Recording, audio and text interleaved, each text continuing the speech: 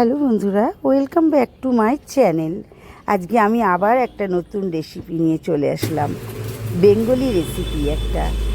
কীভাবে এই চাল কুমড়োকে রান্না করা যায়। চাল কুমড়ো তো নানান রকমভাবে রান্না করে খাওয়া যায়, কিন্তু এটা একটা স্পেশাল বেঙ্গলি রেসিপি আপনাদের সামনে নিয়ে আসলাম।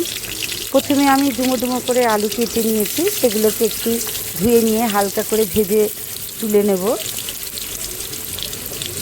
চাল কুমড়োগুলোকেও আমি ডুমো ডুমো করে কেটে নিয়েছি, এগুলোকেও আমি তেলের ওপরে দেব।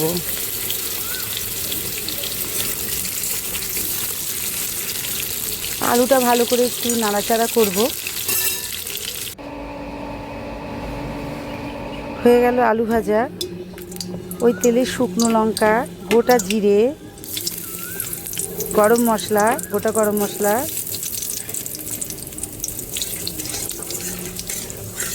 ফোড়ন দিলাম। এরপরে আমি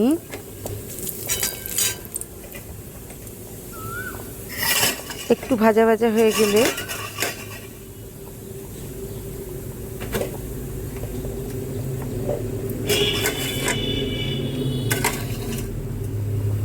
হয়ে গেল, এবার আমি চাল কুমড়োটা দিয়ে দেবো। চাল কুমড়োটাও আমি একটু নেড়ে নেব।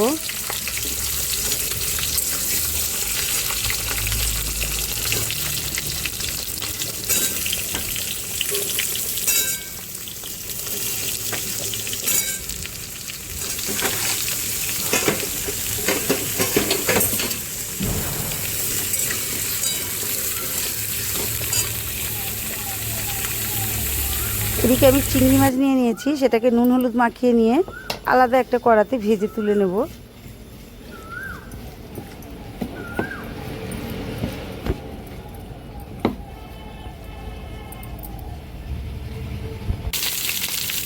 চাল কুমড়োটা ভাজা হয়ে গেছে, এবার হলুদ গুঁড়ো,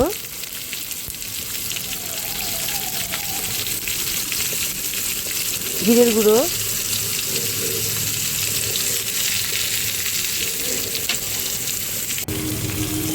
আদা বাটা,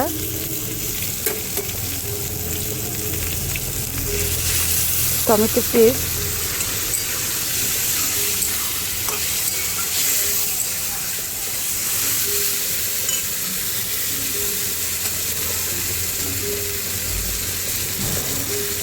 কাঁচা লঙ্কা বাটা। এবার আলুগুলো দিয়ে কষবো। গুঁড়ো লঙ্কা, চিংড়ি মাছটা ভাজা হচ্ছে।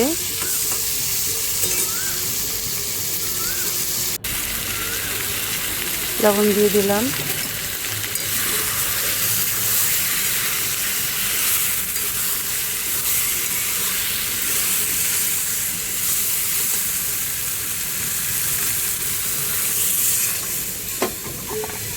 এবার জল দিয়ে দিলাম, একটু ফুটতে দেব। ঢাকনা দিয়ে দেব। ঢাকনাটা খুলে দেখবো এবার সেদ্ধ হয়েছে কিনা।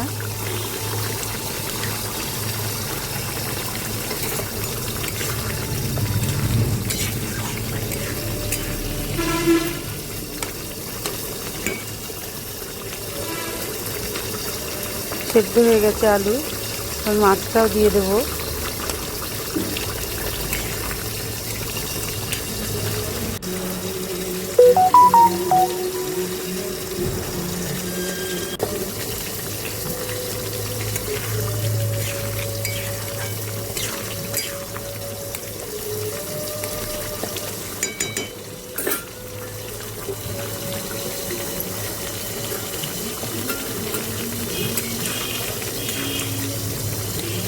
একটু নাড়াচাড়া করছি। লাস্টে আপনারা গরম মশলা দিতে পারেন, কিন্তু আমি দিইনি এখানে। আবার একটু ঘিও দিতে পারেন। যে যেমনভাবে খেতে চান সে সেমনভাবে করবেন। এরকম করে চাল কুমড়ো রান্না করলে সত্যি ভালো হয়। ভিডিওটি ভালো লাগলে লাইক, শেয়ার, কমেন্ট অবশ্য করে